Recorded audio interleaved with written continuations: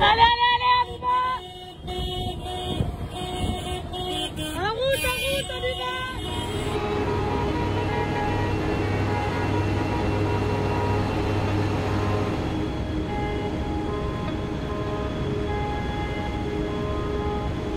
Combien de temps on va mettre? Je pense 24 heures, c'est sûr même. Mais bon, on a le temps de monter à Paris. On espère qu'entre-temps, le ministre prendra des décisions nécessaires pour la survie des agriculteurs. C'est vraiment une question de survie.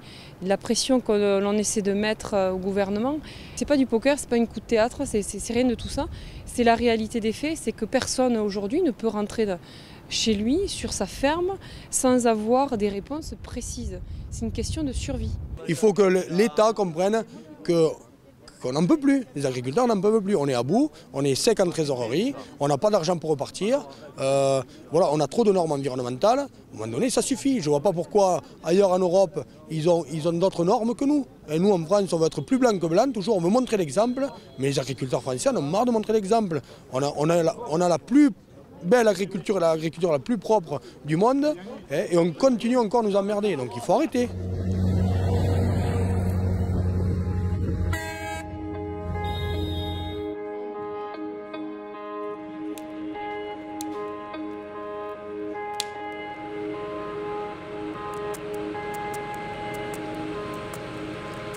Paris, c'est la capitale, donc y aller, c'est quand même un symbole fort si on se déplace sur Paris. C'est là qu'on appelle le siège, voilà, où il y a tout le ministère, il y a tous les politiques qui sont là-haut. Donc c'est vraiment l'acte final, si on doit y aller, c'est là-haut, quoi.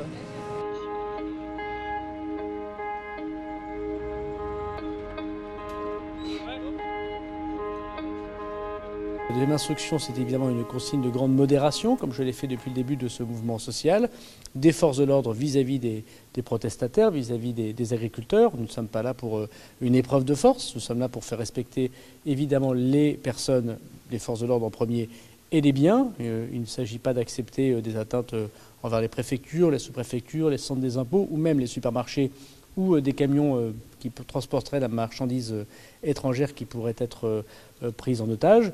Évidemment, ça, c'est inacceptable et des consignes d'intervention sont évidemment données et d'interpellation désormais sont évidemment données lorsqu'on voit ce genre de choses qui sont certes peu nombreuses sur le territoire national depuis le début, mais qui ont pu arriver. Mais évidemment, les forces de l'ordre, les CRS et les gendarmes mobiles n'ont pas comme consigne d'intervenir sur les points de blocage, mais d'accompagner ces points de blocage pour les sécuriser, pour éviter les drames qu'on a pu connaître au début du mouvement, lorsqu'ils étaient un petit peu, si j'ose dire, sauvages et sans organisation de sécurisation.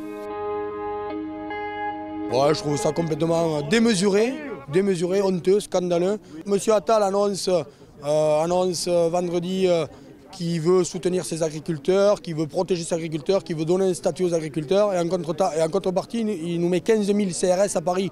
Bon, on n'est pas des délinquants, hein. On n'est pas des voyous, on ne va pas brûler Rungis. On monte à Rungis, il faut marquer un signal fort, il faut bloquer les camions. Voilà.